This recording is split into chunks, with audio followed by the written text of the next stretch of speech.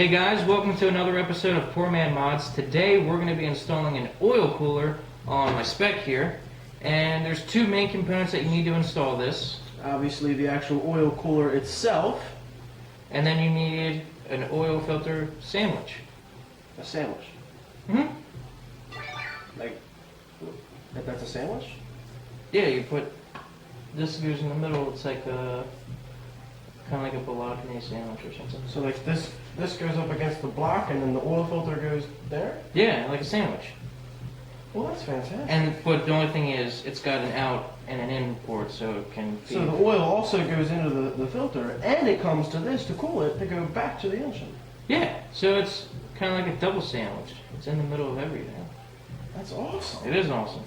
So we're gonna. How much does a kit like this cost typically? A kit, if you buy one, the cheapest I've seen was like $250. Jesus! How much did we spend? This was $25, and it's got a thermostat in it. So it's either $25 or $250? No. $25 for this. Okay. And then $30 for the cooler. And it comes with hoses and clamps and everything. So right around $60 give or take compared to $250. Yeah, and this also has a thermostat in it. 180-degree thermostat. A thermostat very similar to the cooling. Yeah. So it opens up once it gets to a certain temperature, and then when it gets below it, it shuts. Yeah, so you're not just cooling the Wow. oil. So this is pieced together for $60, and it's gonna work just as good as a $250 kit. This might be one of our best mods yet. This is pretty cool. Definitely. Stay tuned to watch this, guys. So when you install an oil cooler kit, it's a good idea. Well, at least I'm waiting until my oil change interval, just so I kill two birds with one stone. Because you got to take the oil filter off, and there's no sense in putting your old one back on. So before we do it, we're just going to change the oil here. It wasn't that loose to begin with, by the way. Yeah, we positioned that damn near perfect. Now we're going to go ahead and remove the oil filter, if I can take it off.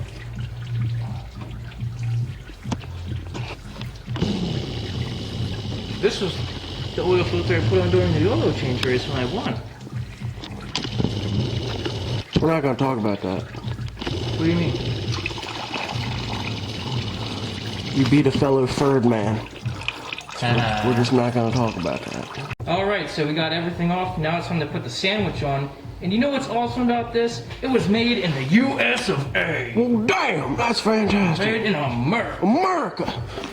So, what we're gonna do... Where does this sandwich go exactly? Where you put the filter? Right up here. there. Right up there. Oh, it's fantastic. So what we're gonna do here, we're gonna lubricate the O-ring up. We're just gonna dip it in the Earl. Royal purple Earl. Royal purple. So we're gonna put it right there. Gonna put that right there. And we're gonna put this thing on up here.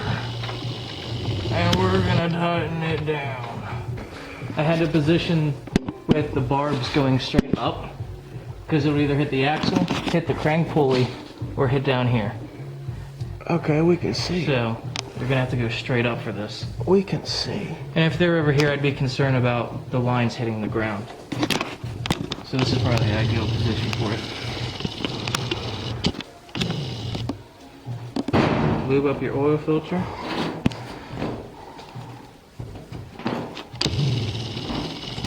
Especially on the sandwich, since it's never been lubricated before.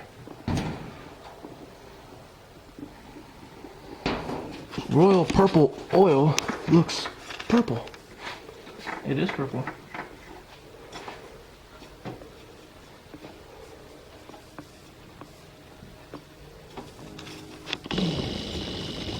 Make sure there's clearance. I think we look pretty good. That should be good. Let me get up in there and get a close-up of it here. That's the We sandwich. can see that the threads are up on the top there for the in and the out. The sandwich is up to the block, and then the filter goes on the end of the sandwich here, just as if it was normally getting oil. That almost looks factory. It does look factory, and it's made in America. Even this is a Japanese car. Well, it's made in Mexico. It said made in USA. Well, no, the car. Your car. Made in It's Mexico. it's a Nissan. But it was made in Mexico. Little Jorge built it. Jorge. Jorge. Well, goddamn, Jorge did a pretty goddamn good job. He did a great job. He did a fantastic job. Spec V is a clean machine. Yes, it is. Now, it's time to get the cooler situated where we want it, and then hook the lines up, clamp it down. Now we're done. Oh. Just to make it easier on ourselves, we're going to install the hoses and clamp them on before we actually put the cooler in, because chances are when it's up there, it's going to be hard to get to these clamps. So we're just going to make it easier on ourselves. Oh. We're going to try to install this thing. Probably won't be easy.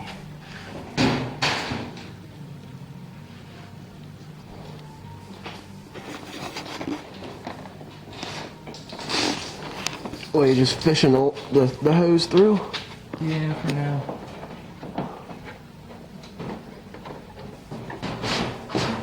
These ties through the back of the intercooler. Repeat that. When it beeps, I hit the button, and then like 10 seconds later... I started talking like 5 seconds after it beeped. No, you didn't. We're pushing the ties through the back of the intercooler to go through the oil cooler, because we found that it's harder to go through the intercooler than it is the oil cooler. So we're going to do the intercooler first. Get the harder section out of the way. Okay, so we got our ties run through both the intercooler and the oil cooler. Now Freddie is going to clip off the excess left over from the ties. Can't really see it. Let me try and zoom in. You can see right there where he's cutting with the lineman pliers. Alright, we got the cooler installed. We added some stainless steel ties here just for extra support, as you can see right here. So it's pretty sturdy now. And now we just have to run the lines back to the sandwich. I could go for a sandwich right about now. Me too. Hey babe, make me a sandwich. Hey Freddie. What? You're single.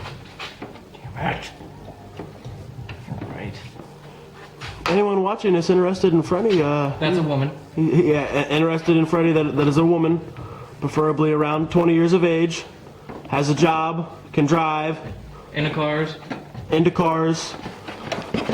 Good at making food. Lots of food. Applications are available. Visit poormanmods.com, Facebook page for Poor Man Mods, or the YouTube page. Comment, subscribe, let us know. Also, if you have a resume, that helps. Resumes are good. What we're doing right now, we're just securing these hoses up here so they're not sagging, and this is where we want to secure them anyway. Just to make it easier for installation if we secure them now. And we're using my stainless steel ties. That came with the, technically has a transmission cooler, but we're using it as an oil cooler. Came with that. No, it didn't come with the stainless steel ties. Oh, it did not. No, I purchased these. Never mind then. You forget which purchase episode. these yourself. We use these in Mark's exhaust wrap video. That's correct. We did. And it doesn't matter which one goes on the feed and which one goes on the return. It's not a... The cooler doesn't have a certain flow or whatever. So you can just put them on whichever one you want. And actually, before we put them on, I'm going to take these barbs out and I'm going to put thread sealant on them so they don't leak. You can see the inlet and outlet here for the oil filter sandwich. This block, oil filter's out on the end. We're going to run these lines up and hook these lines up to them. They run all the way up to the front, to the oil cooler in front of the intercooler. So we got the sealant on the threads. We're just tightening down. Once they're tightened, they should be ready for hoses, and then this thing is done. Just gonna make the clamp a little bit tighter before we put it on and make it a little easier on ourselves. I think that dog's dead. Damn. Oh well. I liked her too. She was a split. She was. Alright guys, now you can see I got the sandwich on with the filter. The lines are secured over here. They run over here and we got them clamped onto the sandwich. And again, the lines run over here to the cooler. Now everything's done. All I need to do is put the splash guard up, tighten the drain plug, and then put oil in it, and then this baby is ready to rock. So we got the last clip here. Put the splash guard in. And boom. That one you got. Got it in. So we got the lines here.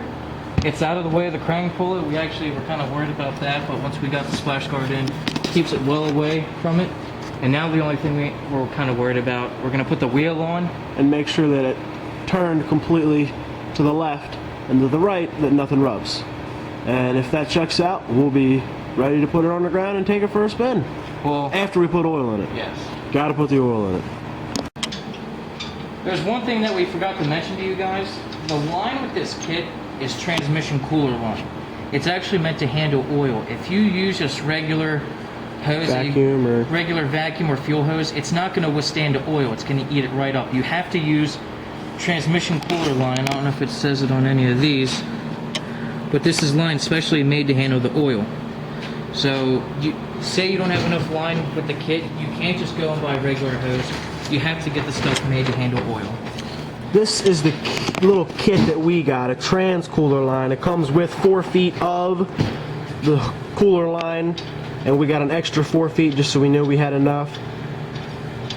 But that's once again, you cannot use regular fuel or heater hose for this. You have to use hose that can handle oil, which would be transmission hose. And that's it. That's all I have for you. So just like we thought, the wheel did hit the hoses when we put it back on. So if you come over here, I'll show you what we had to do. We we didn't have a drill. So what we did, we took a lighter and heated up the tip of this screwdriver and popped 2 holes in here. And then fed a zip tie to it and secured it here. And there's barely clearance, like 1 millimeter of clearance, and this wheel does not hit. Boom. Super close, but it works. And so the system is 100% done. Everything's hooked up. We're gonna put this baby on the ground, put oil in it. Normally this car takes, I think, 4.2 or 4.3 quarts of oil. But now that I have a turbo and we just installed the oil cooler, I'm gonna add maybe another 0.2 to that. So I'm probably gonna put 4.5 quarts in, just since there's more volume in the whole system. And it's definitely a good idea to do that so you don't want to starve your engine of oil. That's half a quart. So we'll try it like that, start it up, let it run, check the level, and adjust if needed. Correct.